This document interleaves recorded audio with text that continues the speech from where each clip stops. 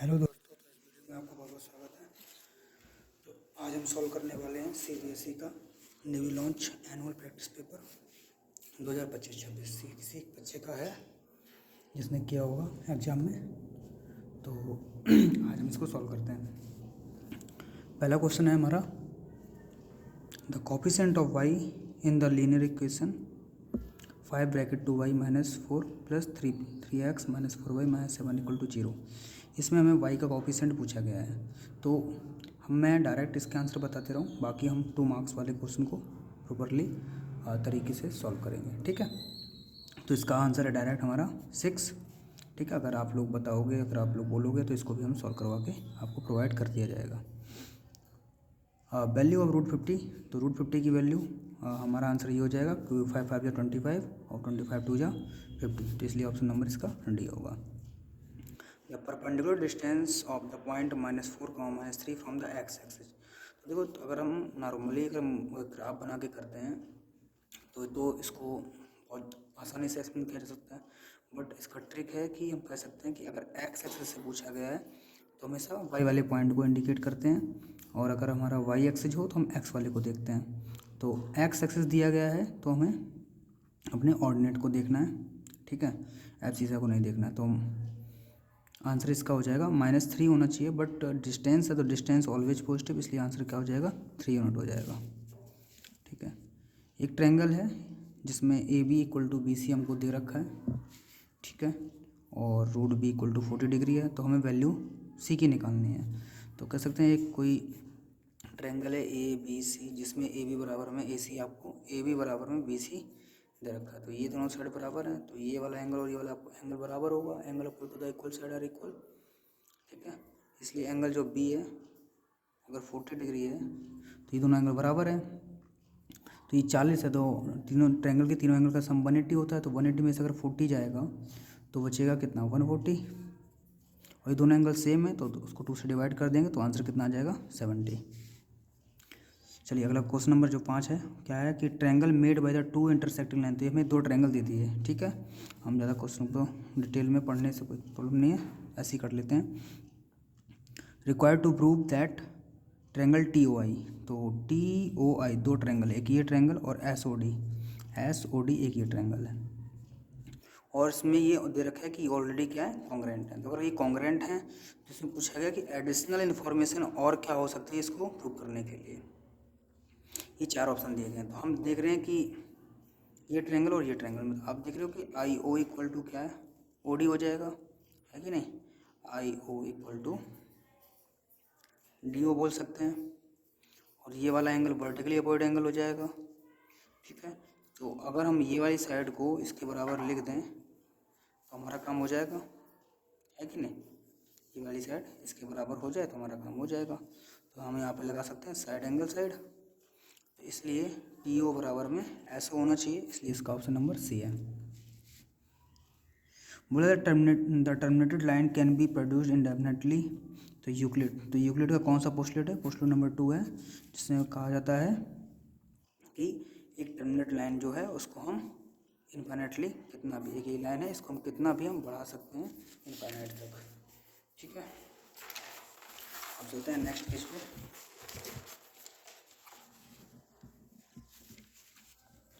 बोला curve surface area of hemisphere, तो hemisphere का कर्व सरफेस एरिया तो सबको पता है कि 2πr² होता है।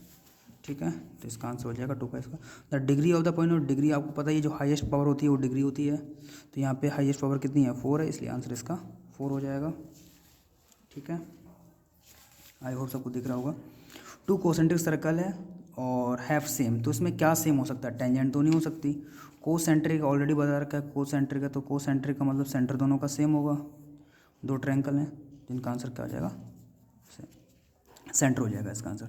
Which of the following the polynomial is 1 variable, इसमें चेक करना है कि कौन कौन से 4 ऑप्शन दिए हैं, इसमें कौन सा 1 वेरिएबल। आप देख रहे हो यहाँ पे x है और y है, तो यहाँ 2 वेरिएबल हो गए।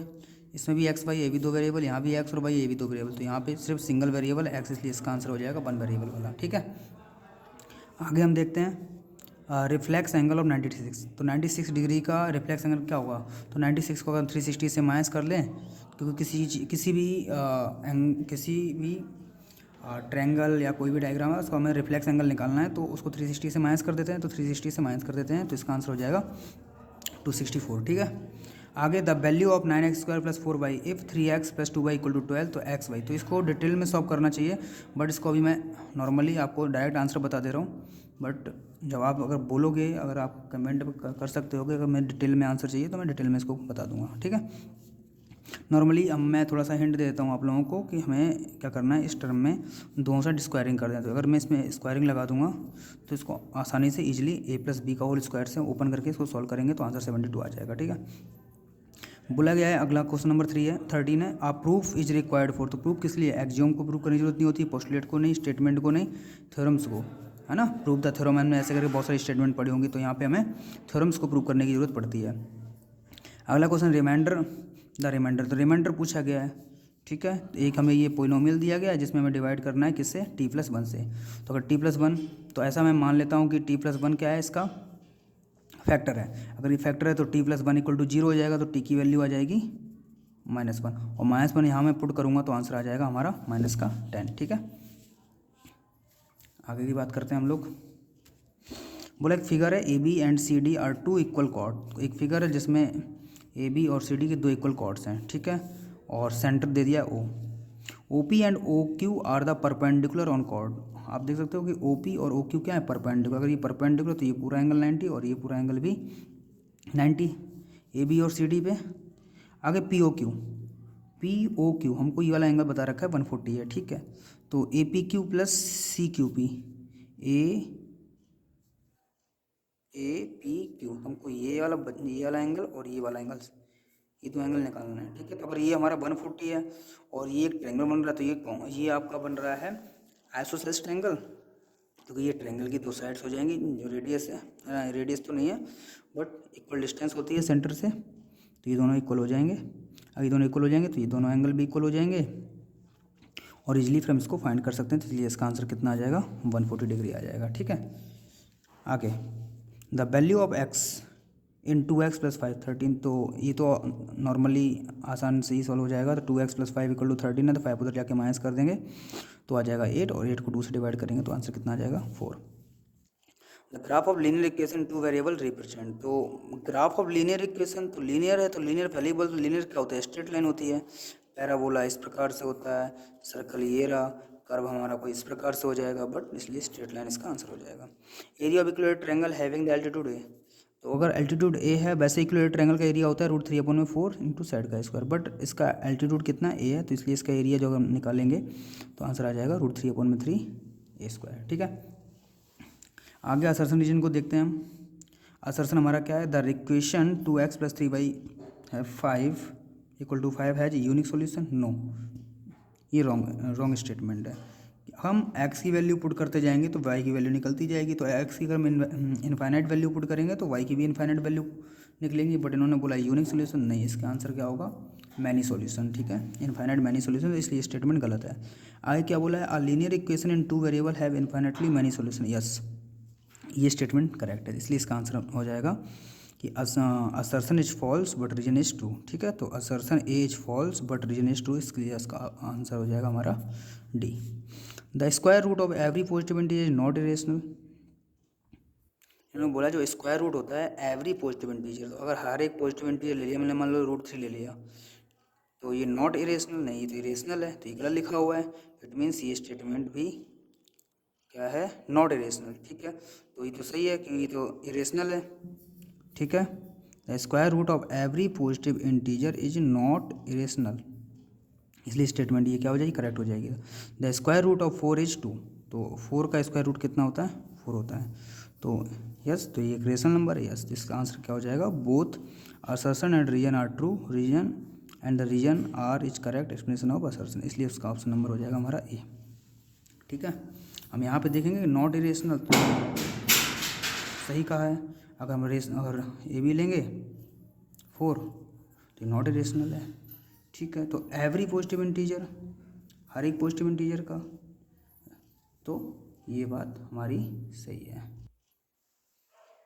Okay, this statement is also false, and the square root of every positive integer is not irrational। ठीक है, क्योंकि रूट 3 को लेंगे तो ये इरेशनल आ रहा है, रूट 4 ले रहे हैं तो ये इरेशनल आ रहा है, तो this statement also false, the answer is also D. ठीक है, तो इसका आंसर भी क्या हो जाएगा आपका, डी आ जाएगा। असर्शन फॉल्स है और जो रीजन है वो करेक्ट है। चलिए, तो हमारे 1 नंबर के सारे क्वेश्चन हो चुके हैं। हम आते हैं सेक्शन नंबर डी पर। ठीक है, तो डी सेक्शन को हम करेंगे डिटेल में और सेक्शन बी को डिटेल में करेंगे। 2 मार्क्स के क्वेश्चन है, तो आप लोग क्वेश्चन देख सकते हैं। क्या कह रहा है कि वेट इन केजी और 40 स्टूडेंट द क्लास फॉलोज। ठीक है, तो 40 स्टूडेंट का जो वेट रखा है क्लास में इस प्रकार से फॉलो करता है। ठीक है, तो हमको बनाना है prepare a frequency distribution table for above data. इस डाटा का फ्रिक्वेंसी डिस्ट्रीब्यूशन टेबल बनाना है हमको। ठीक है, तो क्वेश्चन नंबर 2 को हम करते हैं सॉल्व। ठीक है, तो हम देख सकते हैं कि जो हमारे पास लीस्ट नंबर जो है वो 30 है। ठीक है, और हाईएस्ट नंबर क्या है हमारे पास 52 भी है, 52 भी है, 54 भी है ना। तो हाईएस्ट नंबर हमारे पास 54 है। ठीक है, तो हम इसका क्लास इंटरवल बना लेते हैं। क्लास इंटरवल और यहाँ बना लेते हैं फ्रीक्वेंसी, क्योंकि हमसे पूछा गया फ्रीक्वेंसी डिस्ट्रीब्यूशन टेबल। तो यहाँ मैं कुछ इंटरवल्स बना लेता हूँ। 30 से स्टार्ट है, 30 to 35 ले लेता हूँ। यहाँ से ले लेता हूँ 35 से 36 के बीच में। ठीक है, तो इस ये जो हमें 36 नहीं 40 के बीच में, तो ये हमें इंडिकेट कर रहा है कि हमें 40 से बड़ा नंबर नहीं लेना है। ठीक है, मतलब 35 से बड़ा नंबर नहीं लेना है। इसमें 35 ले लेंगे, बट इसमें 35 इंक्लूडेड नहीं होगा। 40 से 45, 40 से बड़ा बट 45 तक, और यहाँ 45 से 50 एंड आगे 50 से 55 के बीच में। तो काउंट करते हैं 30 और 35 के बीच में। ऐसे तो गड़बड़ हो जाएगा हमारा। इसको हम लेंगे 30 हमारा स्मॉलेस्ट नंबर है, कहाँ यहाँ है, तो यहाँ ले लेता हूँ 35, तो ये 36 ये हो जाएगा हमारा 36 से 40, और यहाँ ले लेते हैं हम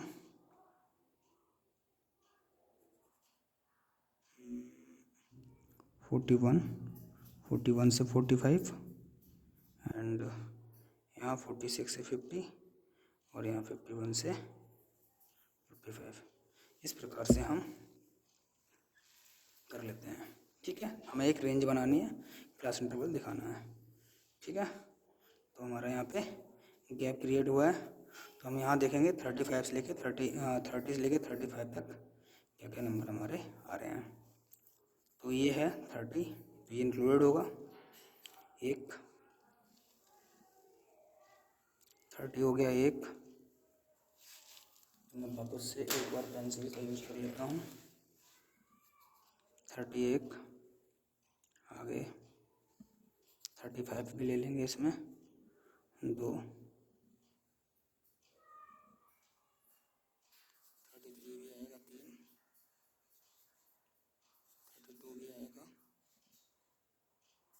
4।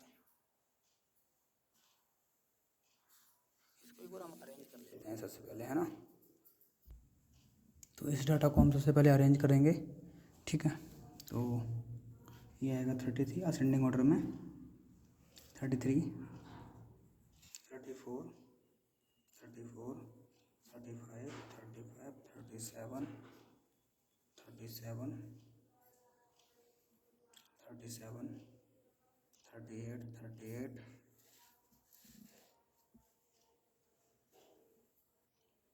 39, 39, 40, 40, 41, 41, 41, 43, 44, 44, 45, 45, 46, 46, 46, 47, 48, 50, 50, 50, 52,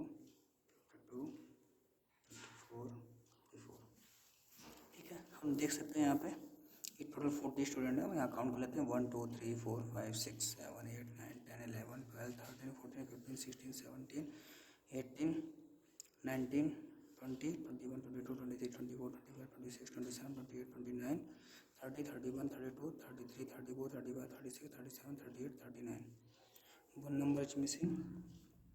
30 एक बार है, 31 दो बार है, 32 भी दो बार है, 33 से भी एक बार है, 34 दो बार है और 35 भी दो बार है, 37 तीन बार है, 38 दो बार है, 39 दो बार है,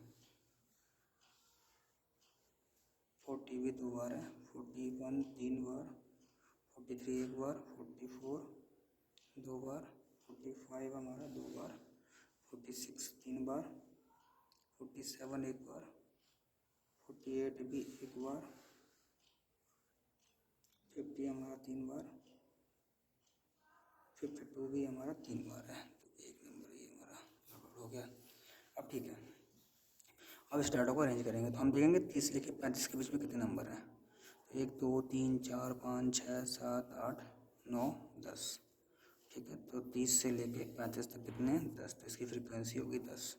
अगर देखेंगे 36 से 40 के बीच में तो 1 2 3 4 5 6 7 8 9, यहाँ आ जाएगा 9। अब 41 से 45 तो 1 2 3 4 5 6 7 8, यहाँ जाएगा 8। अब 46 से 50 तो 1 2 3 4 5 6 7 8, तो यहाँ भी आ गया 8। और 51 से 55 के बीच में 1 2 3 4 5। ठीक है, इसका हम टोटल करके देख लेते हैं जिससे आंसर हमारा गड़बड़ ना हो। तो 9 8 17, 10 9 19, 19 और 16 35 और 5 40, तो करेक्ट है ये हमारा। ठीक है, हम करेंगे अगला क्वेश्चन, क्वेश्चन नंबर 22। आप लोग देख सकते हैं क्वेश्चन क्या दिया गया है कि in the given figure ABCD is a square then find the value of x। तो सबसे पहले हम फिगर बना लेते हैं। ठीक है, तो ये रहा हमारा फिगर DCBA, इसको इससे मिला देते हैं और ये भी गिवन में हमें, और ये एंगल दिया है हमें 105 डिग्री। इस पॉइंट को O नाम दिया गया है। सॉरी, एक चीज मिसिंग हो गई, यहाँ बना के कर लेते हैं। तो DABC, ये लाइन यहाँ ज्वाइन है और ये लाइन इससे ज्वाइन की गई। इस पॉइंट का नाम O है और ये दिया गया हमें 125 डिग्री। ठीक है, और आई थिंक ये 90 दे रखा है मे बी, बट 90 नहीं, हमें एंगल निकालना है तो मैंने 90 दिया होता तो मैं प्रूफ सॉल्व ही किया करना होता। ठीक है, तो ये हमको दे रखा है कि ABCD क्या है, एक स्क्वायर है। तो गिवन में है कि ABCD इज अ स्क्वायर। तो वी नो दैट कि एंगल जो होते हैं स्क्वायर के वो बाइसेक्ट करते हैं डायगोनल को। ठीक है, ऐसा डायगोनल जो है वो बाइसेक्ट करता है इनके एंगल को। तो अगर ये स्क्वायर है तो इसका हर एक एंगल 90 डिग्री होगा। तो each angle of square is 90। इसलिए हम देख रहे हैं कि जो हमारा एंगल है यहाँ पे एक पॉइंट ले लेते हैं। इस पॉइंट का नाम तो ABCD ले देता हूँ। तो यहाँ पे हम देख सकते हैं कि जो हमारा एंगल है COE है ना, ये मैं निकाल लेता हूँ। तो angle COE plus angle DOC equal to 180 हो जाएगा लीनियर पेयर से। तो COE की वैल्यू हमें पता है कितनी है, 125 है। और ये हमारा DOC इक्वल टू 180 डिग्री। इसको उधर भेज देते हैं। तो DOC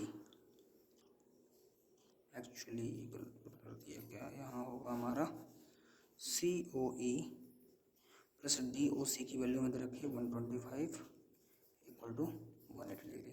ठीक है, तो ये उधर जाएगा तो सी ओ इक्वल टू 180 माइनस 125, तो एंगल सी ओ ई आ जाएगा हमारा 55 डिग्री। इक्वेशन हम मान लेते हैं 1। ठीक है, आगे का काम क्या है कि हमारा ये एंगल निकल चुका है। We know that diagonals of square bisect each other, so ये एंगल 90 है, तो इसको बाइसेक्ट कर रहा है अगर डायगोनल ए सी, तो यहाँ लिख देते हैं diagonal A C bisect angle C. तो हमें इस वाले एंगल की ज़रूरत है, जिसको लिख देता हूँ मैं ओ सी ई। तो angle O C E equal to हो जाएगा, और ये टोटल 90 है, तो 90 को बाइसेक्ट कर रहा है मतलब बराबर, तो ये हो जाएगा कितना 45 डिग्री। ठीक है, हमें ये एंगल भी मिल चुका है। अब आते हैं इन ट्रायंगल, क्या होता है क्वेश्चन नंबर 2 मान लो, इन ट्रायंगल सी ओ ई। तो आप देख रहे हैं कि एंगल सी ओ E plus angle O C ई और प्लस ये वाला एंगल सी ओ ई सी बोल देते हैं इसको, ओ ई सी इक्वल टू हो जाएगा 180 डिग्री। ठीक है, एंगल से हम प्रॉपर्टी लगाते हैं ट्रायंगल की। सी ओ ई हमें पता है इक्वेशन नंबर 2 से 45, ओ सी इक्वेशन नंबर 1 से हम ले सकते हैं कितना है हमारा 55, plus angle O E C equal to 180 degree. इन दोनों को जोड़ देते हैं तो ये कितना हो जाएगा हमारा 90। ठीक है, कितना हो जाएगा 90 हो जाएगा। ठीक है, तो ये आ गया हमारा 90। एक्चुअली यहाँ क्वेश्चन में दिया हुआ था 105। ठीक है, क्वेश्चन में हमें दे रखा था 105 और हमने ले लिया है 125। तो कोई बात नहीं, आप लोग 105 लेके भी सॉल्व कर सकते हो। ठीक है, तो उससे कोई प्रॉब्लम वाली बात नहीं है, बस एंगल आपको चेंज कर देना है। तो इसको हम जोड़ेंगे तो ये जाएगा हमारा 90, 5 4 9 सॉरी एक्चुअली 100 होगा, plus angle O E C equal to 180 degree, और ओ ई सी आपका एक्स है, तो इसको लिख दूँगा एंगल एक्स, और ये 180 माइनस 100, तो एंगल जो एक्स है हमारा आ जाएगा 80 डिग्री। ठीक है, और अगर यहाँ 105 लेके करेंगे तो यहाँ पे 105 पुट कर लेंगे, 105 माइनस जब होगा तो यहाँ 75 आ जाएगा, तो 75 एंड 45 तो 110 हो जाएगा, सॉरी 75 एंड तो हो जाएगा 120, तो 180 में से 120 जाएगा तो आंसर आ जाएगा 16। ठीक है, तो इसका आंसर 180 आया। एक्चुअली 105 था, मैंने 125 लिख दिया, इसलिए हमारा आंसर ये है। चलिए अब हम कर लेते हैं आगे का question number 23।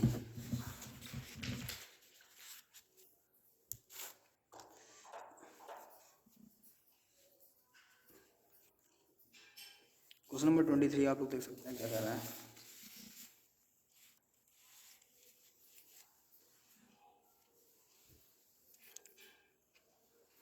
Total surface area of sphere and hemisphere is equal, total surface area of sphere and hemisphere, sphere and hemisphere.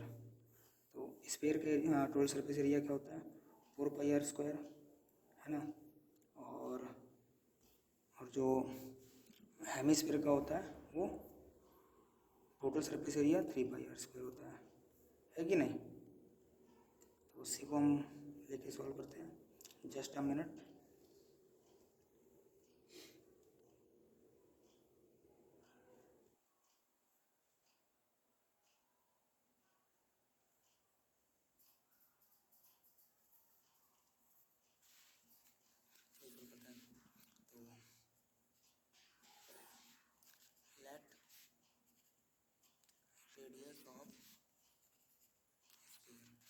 Sphere की रेडियस को मैं कैपिटल आर ले लेता हूँ, and radius of hemisphere, hemisphere की रेडियस को मैंने small are ले लिया। अकॉर्डिंग टू क्वेश्चन के अकॉर्डिंग बोला गया कि दोनों का क्या सरफेस एरिया इक्वल है। तो surface area of sphere, sphere का सरफेस एरिया होता है 4 पाई आर स्क्वायर,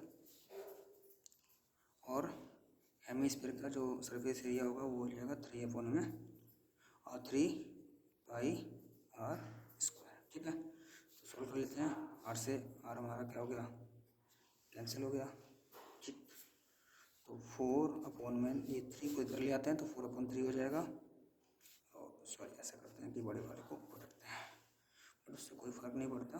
चलिए कोई बात नहीं, तो r² और स्मॉल r को यहाँ ले आया हूँ मैं, तो 3/में ये 4 हो जाएगा। ठीक है, ये दोनों पे स्क्वायर है इसलिए ओवरऑल पे स्क्वायर आ जाएगा और 3/में 4 हो जाएगा। तो ये कैपिटल R अपॉन में स्मॉल r हो जाएगा हमारा 3/4। तो इसको ले सकता हूँ मैं √3/2 ले लेता हूँ कि r let r √3x and small r = 2x let कर लिया मैंने।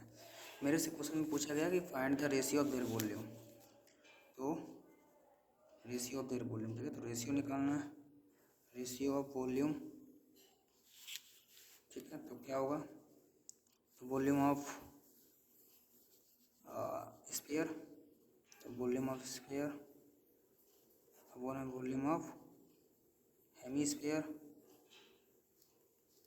तो स्फीयर का वॉल्यूम होता है 4/3πr³ और हेमिस्फीयर का वॉल्यूम होता है 2/3π स्मॉल r³।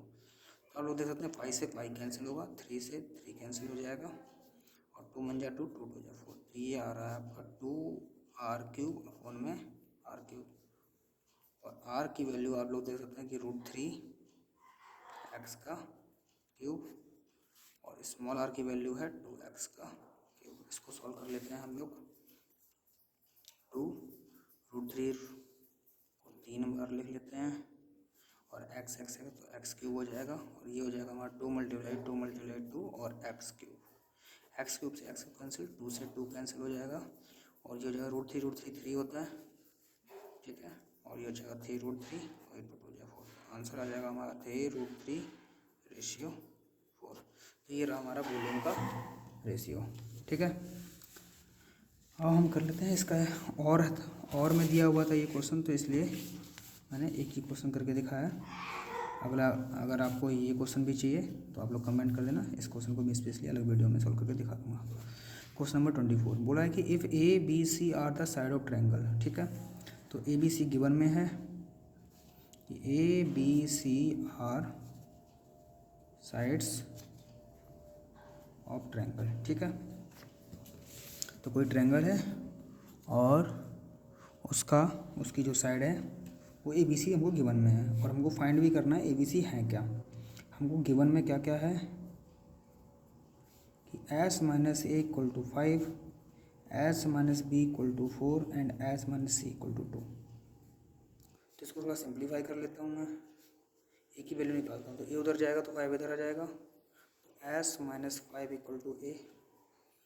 4 को उधर ले आता हैं तो s - 4 = b और 2 को उधर ले आते हैं तो s - 2 = c। तो a b c की वैल्यू तो हमारे पास आ गई है। ठीक है, हमें रिलेशन पता है, ये हीरोन्स फॉर्मूले का क्वेश्चन है तो हमें पता ही है ना, कि एक रिलेशन की वी नो दैट s जो होता है हमारा सेमी पैरीमीटर, s = क्या होता है a + b + c अपॉन में। हम वैल्यू पुट कर लेते हैं, a की वैल्यू, इसको चाहते इक्वेशन 1, इसको 2, इसको 3। a की वैल्यू क्या है हमारे पास s - 5, तो s - 5, b की वैल्यू है s - 4 और c की वैल्यू है s - 2 और में 2 जो डिवाइड में जाके मल्टीप्लाई हो जाएगा तो ये हो जाएगा 2s। इसको सॉल्व करते हैं, s हो जाएगा 3s। इसको जोड़ लेते हैं, -5 - 6 - 2 4 2 6 5 11, ये हो जाएगा हमारा -11। 2s, इस 3s को इधर भेजते हैं तो 3s = -11। यहाँ माइनस करते हैं हम इसको तो ये जाएगा -s और ये -11, माइनस से माइनस कैंसिल हो जाएगा तो s की वैल्यू हो जाएगी हमारे पास 11। ठीक है, पुट कर लेते हैं, put s = 11 in equation 1 2 and 3। 1 2 3 में वैल्यू हम पुट करेंगे। चलिए पुट कर लेते हैं, इक्वेशन 1 के में पुट करते हैं। तो इक्वेशन 1 हमारी a = s - 5, तो a = s की जगह पे 11 - 5, तो a की वैल्यू आ जाएगी हमारी 6। इसी प्रकार बी में पुट करेंगे तो एस माइनस 4 है तो बी इक्वल टू एस की जगह पे 11 पुट करना है -4 तो बी इक्वल हो जाएगा हमारा 7।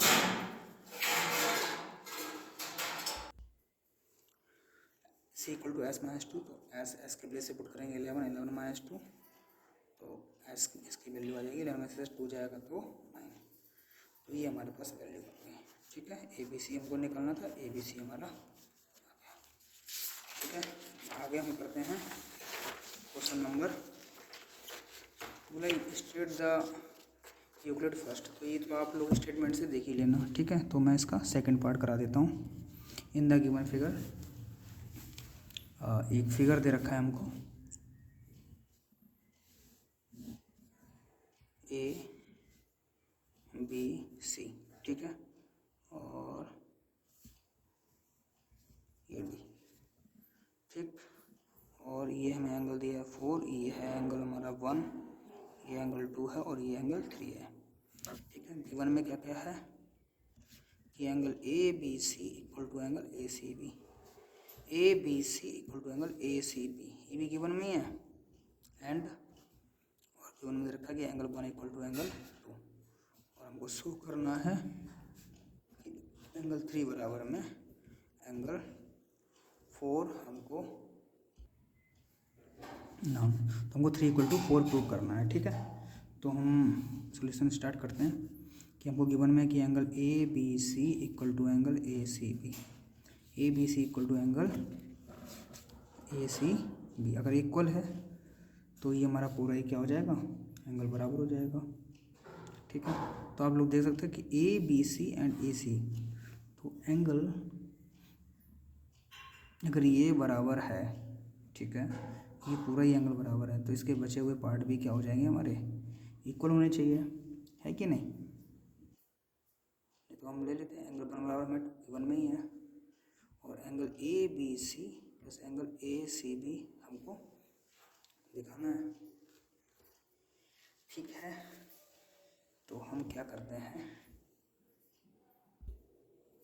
जैसा कि आप लोग देख सकते हैं हमको ये गिवन में कि एंगल बराबर 2 है, दोनों साइड से मैं एंगल 1 और 1 माइनस कर लेता हूँ। तो इधर से भी एंगल ए बी सी -1 और इधर से भी angle A C B angle -1 कर दिया मैंने बराबर। ठीक है, तो हमें याद होना चाहिए कि अगर मैं किसी भी है ना एंगल में बराबर बराबर माइनस करता हूँ, है ना, तो ये हमारी जो एक्सियोम है कि equal are separate from the equals. ठीक है, तो रिमाइंडर भी हमें क्या मिलता है, इक्वल मिलता है। तो इक्वल से मैंने इक्वल इक्वल माइनस किया है, तो A B C minus angle 1 और ए सी बी, और 1 के प्लेस में मैं क्या लिख दूँ, एंगल 2 लिख दूँ। ठीक है, क्योंकि 1 बराबर एंगल 2 के 1 में था। ठीक है, तो आप देखो ए बी सी, तो ये पूरा है, और पूरे में से अगर मैं 1 सेपरेट कर रहा हूँ तो क्या बचेगा, 4 बचेगा। इसी प्रकार से आप देखो कि ए सी बी और ए सी बी में से मैं 2 पार्ट माइनस कर रहा हूँ तो बचा कितना, 3। ठीक है, यही हमको प्रूव करना था। और जो एक्सियोम थी इसे बोला है कि which Euclid axiom you are used. तो हम लोग कौन सी यूक्लिड एक्सियोम का यूज कर रहे हैं, हम लोग यूज कर रहे हैं एक्सियोम नंबर 3। ठीक है, तो वी यूज एक्सियोम 3 क्या कहती है कि इफ, लिख भी देते हैं, if equals are subtracted from equals then reminders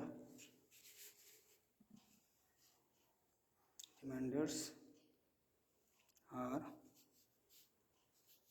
also equal.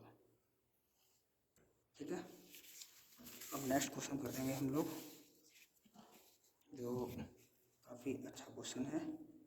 ठीक है, और ये हमारी एक्चुअली एनसीईआरटी का ही क्वेश्चन है, तो आप लोग बताओ तो मैं सॉल्व करवाऊँ। चलो क्वेश्चन तो इसको देख लेते हैं थोड़ा सा क्या कह रहा है, क्वेश्चन नंबर 26। ठीक है, वहाँ पे सॉल्व करके दे रखा है हमें, एग्जाम्पल नंबर हमारा 8 है, बट वहाँ पे डायग्राम है, वहाँ थोड़ा सा हल्का सा थोड़ा सा चेंज किया है, बाकी क्वेश्चन हमारा सेम है। क्या बोला कि so that the line segment joining the mid point of triangles sides divide it into 4 congruent triangle. तो बोला कि एक ट्रायंगल है, उसके मिड पॉइंट से मिलके कुछ ट्रायंगल्स बने हुए हैं और वो जो ट्रायंगल है वो डिवाइड हो रहे हैं 4 कॉन्ग्रुएंट ट्रायंगल में। ठीक है, तो हम एक ट्रायंगल बना लेते हैं ए बी सी। इसके मिड पॉइंट का नाम लेते हैं डी ई और एफ। ठीक, ले लेते हैं let triangle A B C. ठीक है, in which point B E and F are mid point of side A B B C and A C respectively. ठीक है,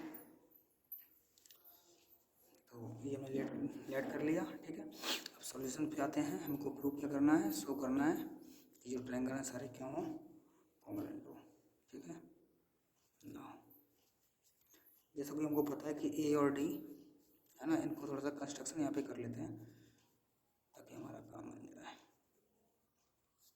इनको ज्वाइन कर लेते हैं, join D E E F and D F, join कर लेते हैं इनको। तो ये हमने कर लिया ज्वाइन। 1 2 3 4, ये 4 ट्रायंगल बन के आ रहे हैं, हमें इनको कॉन्ग्रुएंस दिखाना है, ये सारे क्या हो, कॉन्ग्रुएंस हो ना। तो हम देख रहे हैं कि D and E are mid point of side A B and B C. ठीक है, आगे by mid point theorem.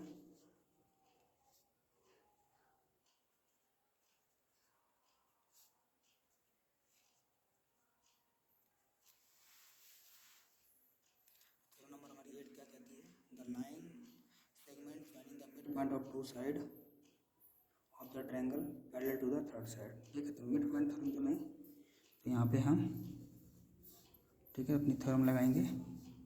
The line segment joining the mid point, तो जो लाइन सेगमेंट है जो मिड पॉइंट को ज्वाइन करती है वो थर्ड साइड की क्या होती है, पैरेलल होती है। ठीक है, ये थ्योरम रहेगी हमारी 10 चैप्टर मतलब क्लास 10th में।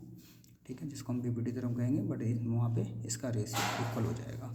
तो अगर कोई भी 2 पॉइंट से ज्वाइन करके, ठीक है, 2 मिड पॉइंट को ज्वाइन करके एक लाइन जो बनती है वो थर्ड साइड की क्या होती है, पैरेलल। तो इसलिए मैं कहूँगा जो डी ई है वो पैरेलल होगी इसी के। ठीक है, इसी प्रकार आप देखो कि जो ई एफ है, ठीक है, ई एफ भी 2 मिड पॉइंट है, तो ये लाइन जो है ए बी के पैरेलल होगी। सिमिलरली मैं कह सकता हूँ जो ई एफ है वो पैरेलल है किसके, ए बी के। एंड इसी प्रकार से डी एफ जो है ना, ए बी मिड पॉइंट से बनी है, तो डी एफ जो है पैरेलल हो जाएगी बी सी के। तो D F also parallel B सी।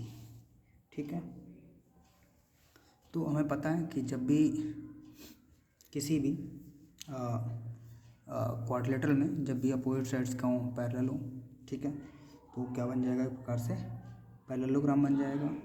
तो हम कह सकते हैं दिस इम्प्लाइज ये लाइन इसके पैरेलल थी। ठीक है, डी एफ जो है वो बी के क्या है, पैरेलल है, बी सी के पैरेलल है, और ये लाइन इसके पैरेलल है, और ये वाली लाइन इसके पैरेलल है। तो ये वाला पार्ट हमारा क्या हो जाएगा, एक प्रकार से क्योंकि पैरेलल है तो आधे का आधा भी तो पैरेलल होगा। अगर ये पूरा पैरेलल है बी सी डी एफ का, डी एफ के बराबर है मतलब पैरेलल है बी सी, तो अगर पूरा पार्ट है तो आधा पार्ट भी तो पैरेलल ही हुआ। तो मैं कह सकता हूँ कि डी एफ ई बी, ठीक है, तो डी एफ ई बी। ठीक है, इसी प्रकार से मैं ये भी कह सकता हूँ कि ये लाइन, अब हमने ये भी तो देखा, तो ये भी तो पैरेललोग्राम है, तो डी ई सी एफ। इसी प्रकार से हम देख सकते हैं A D E F,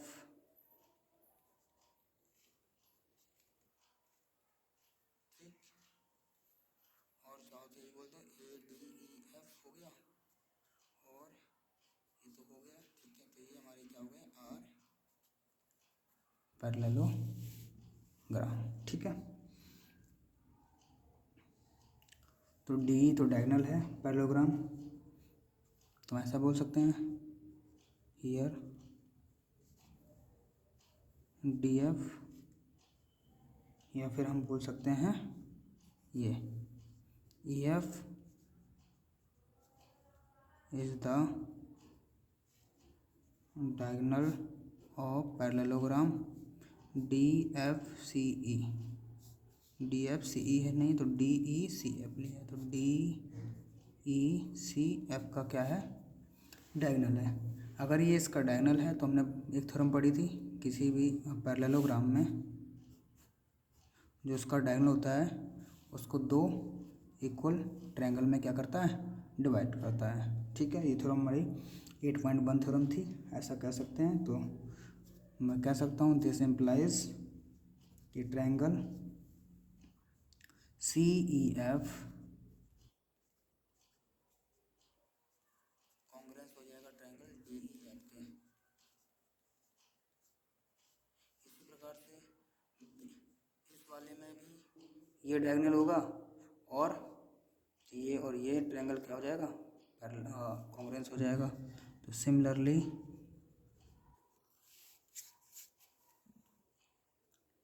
triangle BDE congruence है ट्रायंगल DEF।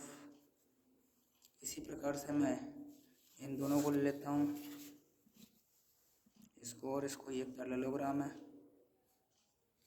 और इसमें ये डायगोनल है, तो डायगोनल क्या करता है बाइसेक्ट करता है, मतलब दो ट्रायंगल को कॉन्ग्रुएंस कर देता है थ्योरम 8.1 से। तो मैं बोलूँगा triangle ADF congruence triangle DEF, ठीक है। तो therefore all the triangles all four triangles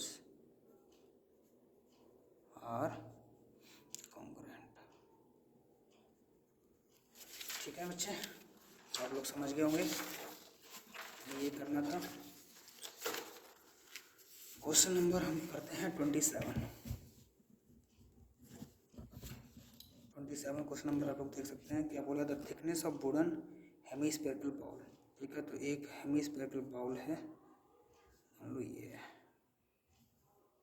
ठीक है, जिसका रेडियस आपको दे रखा है, थिकनेस दे रखी है। थिकनेस है मतलब कुछ इस प्रकार से बॉल होगा, ठीक है। तो ये वाला जो पार्ट है ये इसकी थिकनेस है,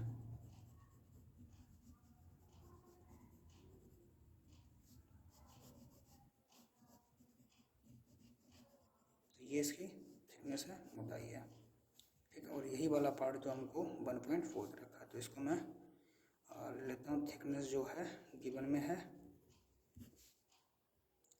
थिकनेस जो हमको दे रखी है दी है 1.4 सेंटीमीटर, और इनर रेडियस मतलब यहाँ से लेके यहाँ तक की जो रेडियस है ये हमको गिवन में है कितनी 3.4।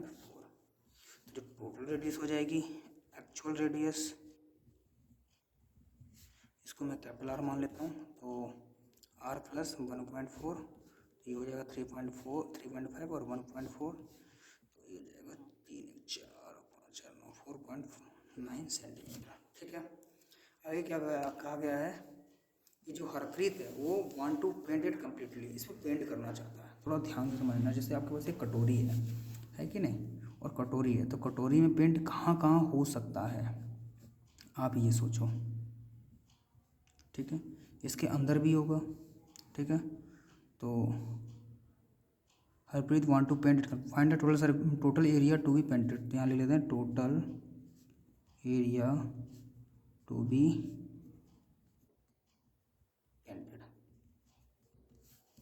आप देखो इस वाले पार्ट पे मैं क्या लगाऊंगा, जब इस वाले पार्ट को लूँगा तो इस पर रेडियस हमारी क्या चलेगी, आपकी जो रेडियस है वो चलेगी कैपिटल R, ठीक है। और जब मैं अंदर वाले को लूँगा तो रेडियस क्या चलेगी हमारी स्मॉल वाली, है कि नहीं। तो हमें पेंट करना है, तो अगर मैं बाहर वाला एरिया लेके चलूँगा तो बाहर वाले अगर मैं पेंट कर रहा हूँ कटोरी, जैसे आपके पास कटोरी है तो कटोरी पे आप बाहर वाले एरिया पेंट कर रहे हो, तो कौन सा एरिया लगाना पड़ेगा 2 पाई कैपिटल आर स्क्वायर। और अंदर वाले में करोगे तो सिर्फ इतना पार्ट ही लेना पड़ेगा, है कि नहीं। जब मैं बाहर वाले में करूँगा तो रेडियस मेरी यही इतना बड़ा लेना पड़ेगा क्योंकि बाहर वाले एरिया पे कर रहा हूँ। तो ये अंदर वाले पे करूँगा तो 2 पाई स्मॉल आर स्क्वायर। मैं इस वाले पार्ट में तो कर नहीं पाऊँगा ना जहाँ से वो ओपन रहेगी, है ना, तो उस तो अंदर करूँगा बट उस पर नहीं कर पाऊँगा, है कि नहीं। जैसे मान लो कि ये मेरा फ़ोन है ना, ये कटोरी टाइप से है, तो इस वाले पार्ट पे मैं करूँगा तो इस वाले के लिए हमारा हो गया 2 पाई कैपिटल आर स्क्वायर। अंदर वाले पोर्शन में करूँगा इन सब में तो ये हो जाएगा स्मॉल और 2 pi small r square. But मैं जो ये वाला जो पार्ट है ये ओपन है ऊपर से, इस पर तो नहीं कर पाऊँगा ना, तो उसके लिए मुझे ये एरिया क्या करना पड़ेगा माइनस करना पड़ेगा। तो pi are square minus small pi square, ठीक है। इसको हम सॉल्व करेंगे तो ये हो जाएगा, यहाँ से मैं 2 पाई ले लेता हूँ कॉमन, ठीक है। पहले यहाँ 2 पाई कॉमन है तो capital r square plus small r square. यहाँ देखो यहाँ भी हमारे पास पाई कॉमन हो जाएगा तो कैपिटल आर प्लस माइनस का स्मॉल आर स्क्वायर, ठीक है। तो यहाँ से मैं पाई पूरा कॉमन ले लूँ तो यहाँ बचेगा 2 r square plus small r square और यहाँ बचेगा ये, ठीक है। इसको मैं सॉल्व करता हूँ तो पाई की वैल्यू हम ले लेते हैं 22/7। 2 कैपिटल जो आर है हमारा हो जाएगा 4.9 का स्क्वायर और स्मॉल आर है वो हो जाएगा 3.5 का स्क्वायर, ठीक है। और इसमें मैं लूँगा तो 4.9 का स्क्वायर माइनस 3.5 का स्क्वायर। चलो मैं इसको कैलकुलेट कर लेता हूँ जल्दी से।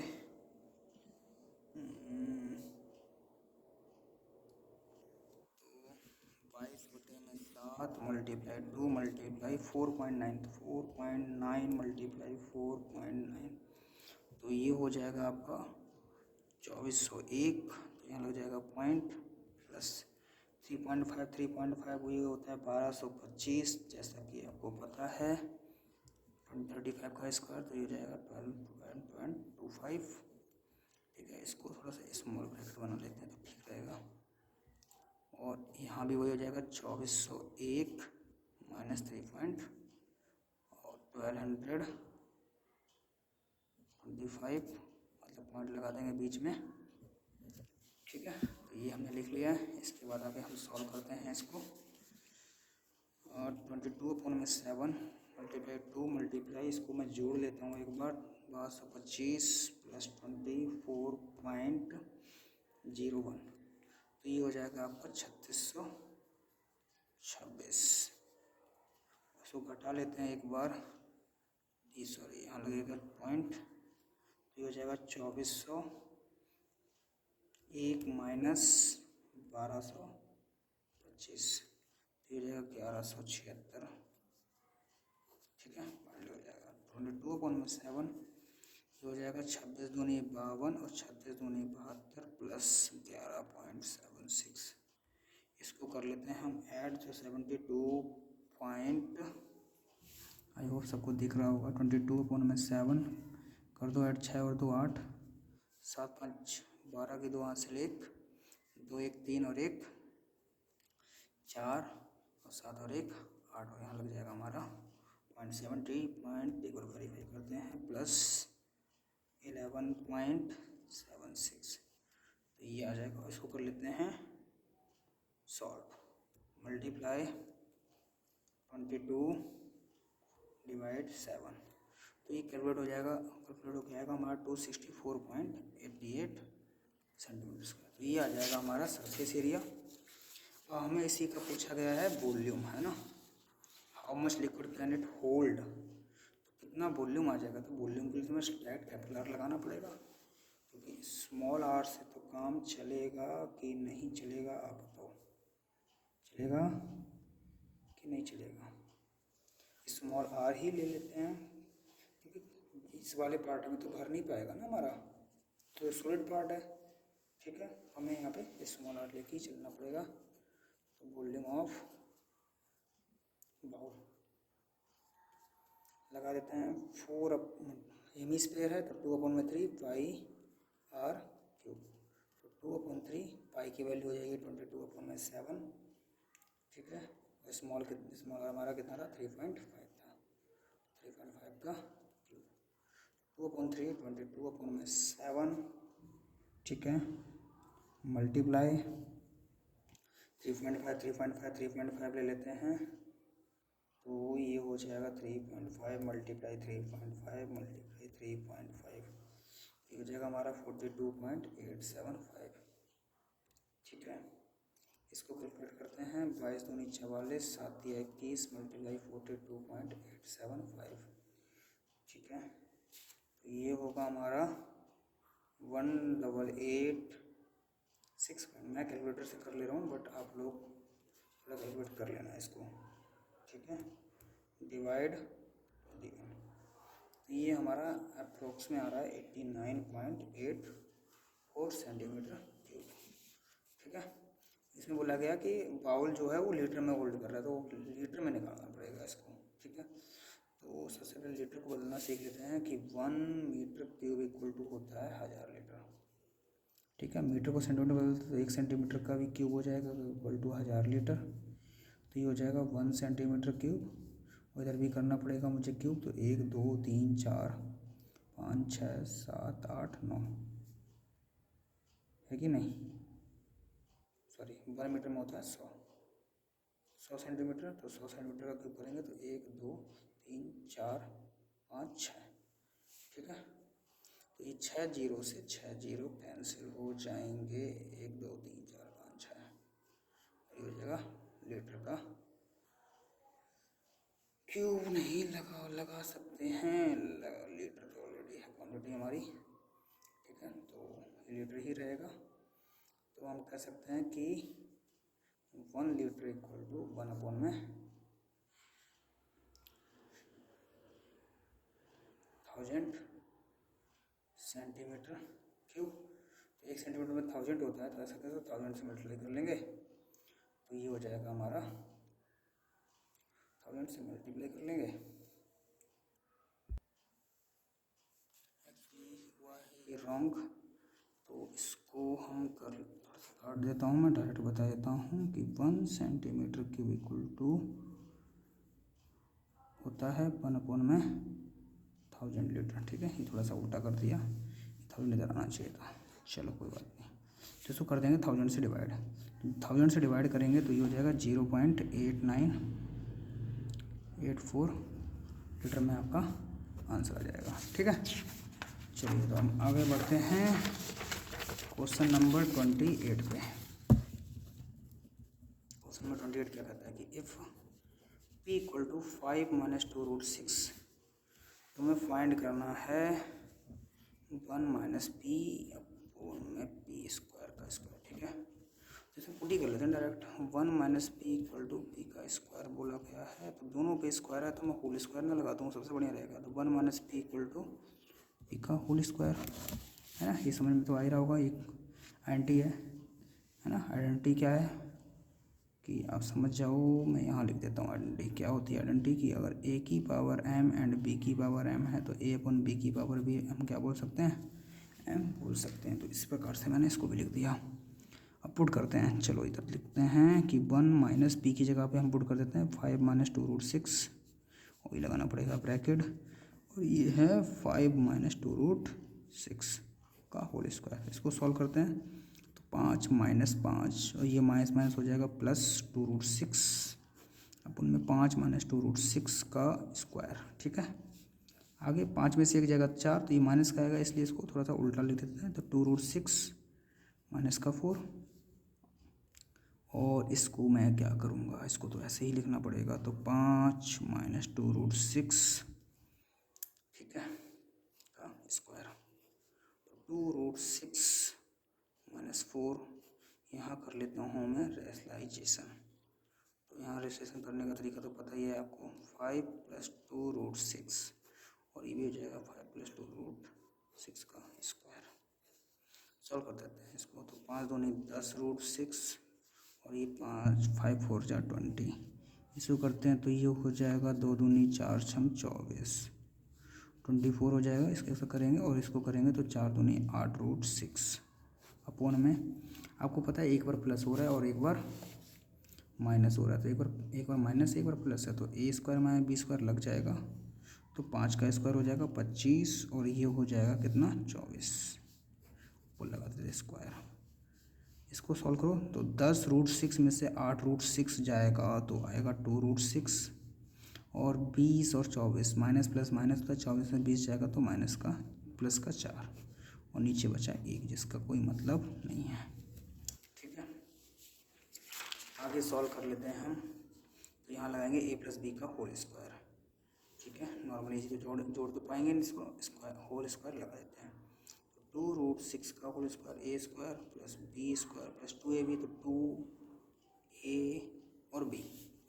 ठीक है, तो 2 दूनी 4 छम 24 हो जाएगा, ये 4 चौको 16 हो जाएगा, 2 दूनी 4 छम 24√6 हो जाएगा। इसको जोड़ लेते हैं तो ये आप लोग देख सकते हैं कि कितना आएगा, सी हो जाएगा हमारा 40 + 24√6, ये हमारा आंसर रहेगा, जैसा कि आप लोग देख सकते हैं। ठीक है, आई होप सब चीज़ें आपको समझ में आ रही होंगी बच्चे। ठीक है, अगर आवाज़ वॉल्यूम वगैरह थोड़ी सी कहीं कम है तो आप इसको एडजस्ट करेंगे। ठीक है, ये किसी बच्चे ने बोला था कि सर इसकी वीडियो बना के दे दीजिए, तो मैंने दे रहा हूँ, समय नहीं था मेरे पास, वरना चलिए देखते हैं आगे सॉल्व कर लेते हैं। Question number 29। क्वेश्चन नंबर 29 क्या कह रहा है, बोला name the quadrant in which the point. तो क्वाड्रेंट के लिए मैं एक बार थोड़ा समझा देता हूँ कि ये हमारा क्वाड्रेंट है, जैसा कि आप लोग देख पा रहे होंगे, और ये हो जाएगा हमारा ओरिजिन 1 2 3। इसमें आप देख सकते हो मैक्सिमम वैल्यू एक्स की कितनी गई है, 1 -2 -2, तो 1 2 3 तक में काम चल जाएगा। लेफ्ट में देख लेते हैं, -1 -2 -3।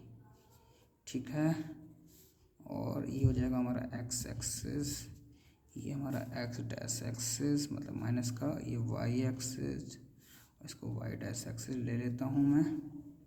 इसको 1 वाई की वैल्यू आप लोग देख सकते हैं कहाँ तक गई है, मैक्सिमम 3 तक गई है, तो 1 2 3, और माइनस में -1 ही तक गई है, तो इसको ले लेते हैं, कोई बात नहीं, काम चल जाएगा।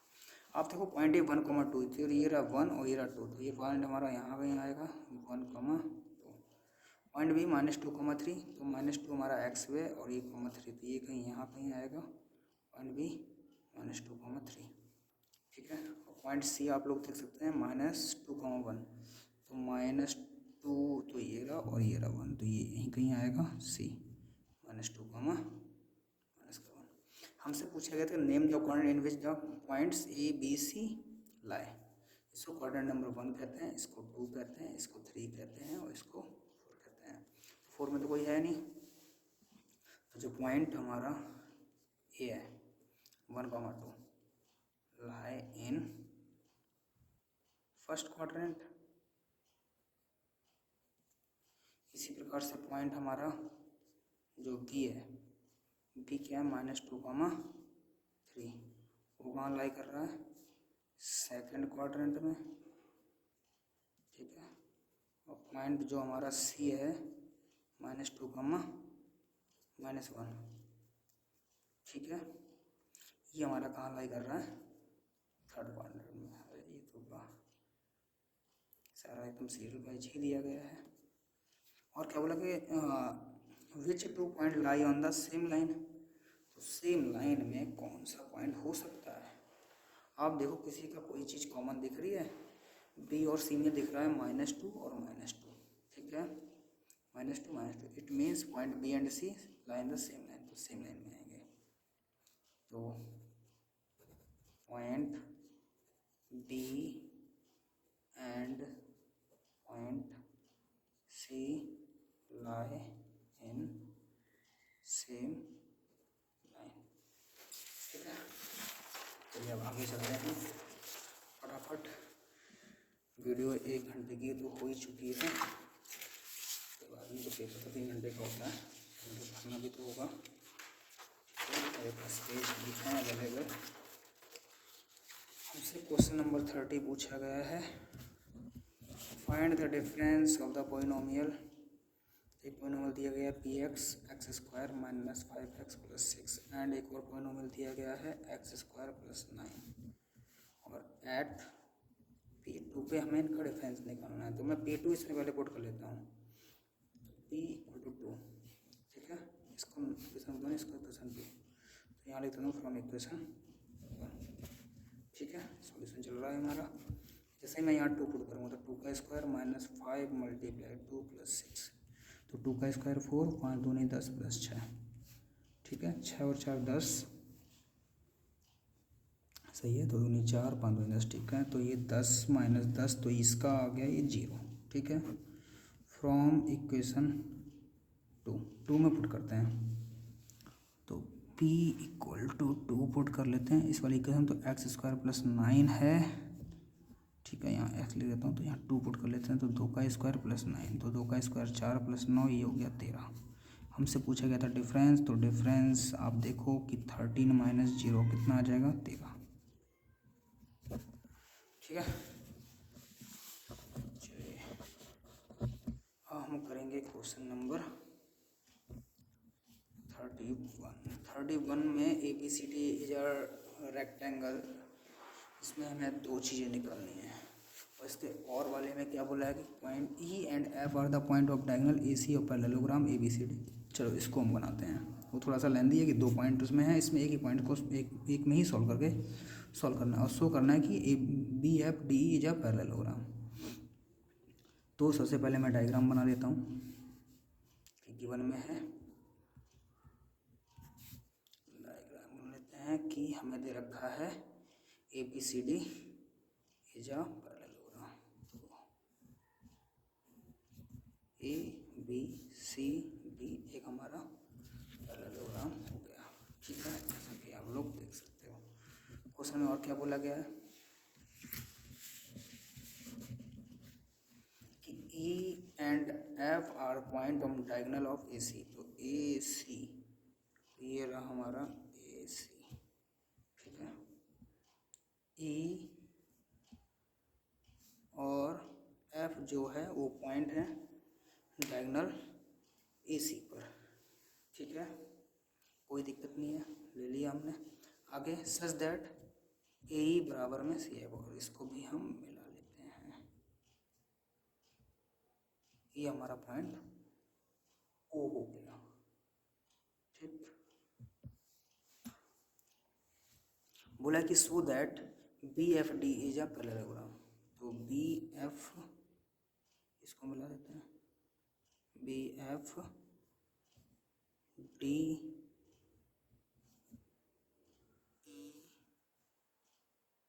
ये क्या है हमारा पैरेललोग्राम क्या होगा। ठीक है, BFD इज अ पैरेललोग्राम। हमें इसको प्रूव करना है, पैरेललोग्राम प्रूव करना है, जैसा कि आप लोग देख सकते हैं। ये हमें पैरेललोग्राम प्रूव करना है। तो गिवन में लिख देते हैं कि ABCD is a parallelogram and AE = CF। तो AE = CF, ये वाला पार्ट हमारा इक्वल है। ठीक है, सो क्या करना है हमको, वो शो करना है कि BFDE क्या हो जाए, हमारा पैरेललोग्राम हो जाए। क्या हो जाए, BFDE इज अ पैरेललोग्राम। तो अगर मैं OE बराबर में OF प्रूव कर दूं, क्योंकि मुझे पता है कि ABCD पैरेललोग्राम है, और पैरेललोग्राम के जो डायगोनल होते हैं दूसरे को बाइसेक्ट करते हैं, है कि नहीं। तो अगर एक एफ डी ई एक पैरेललोग्राम है, तो अगर इसके डायगोनल हमारे बाइसेक्ट कर जाएं, ये तो वैसे भी बड़े वाले का भी डायगोनल है तो छोटे वाले का भी डायगोनल होगा, और बट इसी डायगोनल पे जो भी काम करना है वो करना है हमें, है ना। अगर मैं ये प्रूव कर दूं कि ये इसके बराबर है तो हमारा ये पैरेललोग्राम हो जाएगा। चलिए सॉल्यूशन करते हैं, ठीक है। तो आप लोग देख सकते हैं कि हमें गिवन में है कि वी नो दैट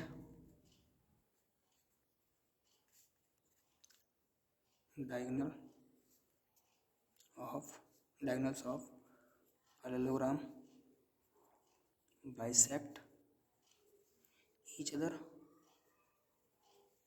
ठीक है। जो डायगोनल होते हैं बाइसेक्ट के एक दूसरे को क्या करते हैं, बाइसेक्ट करते हैं, है कि नहीं।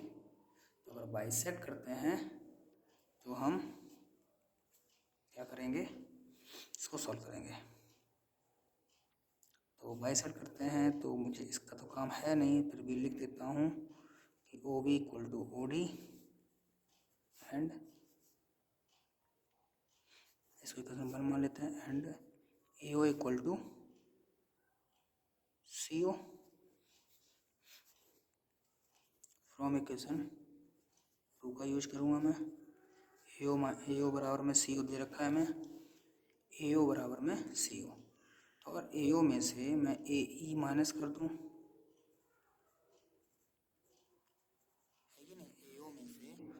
ए ओ में से ए ई वाला पार्ट माइनस कर रहा हूँ तो मेरा बचेगा ये। इसी प्रकार सी ओ में से मैं सी एफ क्या कर दूँ, माइनस कर दूँ। हमें गिवन में कि ए ई बराबर में क्या है, सी एफ है, तो ए ई बराबर में सी एफ गिवन में था कि ए ओ बराबर में सी एफ ए ई, ठीक है। तो ए ओ में से अगर मैं ए ई माइनस कर रहा हूँ तो मेरा बचेगा क्या, ई ओ। इसी प्रकार सी ओ में से अगर मैं सी एफ माइनस कर रहा हूँ तो बचेगा एफ ओ। इसको इक्वेशन नंबर 3 मान लेता हूँ।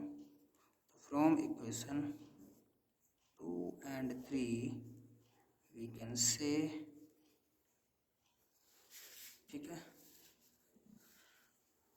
आप लोग देख सकते हैं कि ए ओ बराबर में सी ओ था, और ए ओ में से मैंने ए ई को माइनस कर दिया तो बचा ई ओ। इसी प्रकार सी ओ में से अगर मैंने सी एफ माइनस किया तो बचेगा एफ ओ, तो वही लिखा हुआ है। तो वी कैन से कि B F D E is a parallelogram, ठीक है। आई होप आप लोगों को अच्छे से समझ में आया होगा, ठीक है। अब बचा है 5 मार्क्स वाला सेक्शन डी, ठीक है। तो हम सेक्शन डी को सॉल्व करेंगे नेक्स्ट पार्ट में।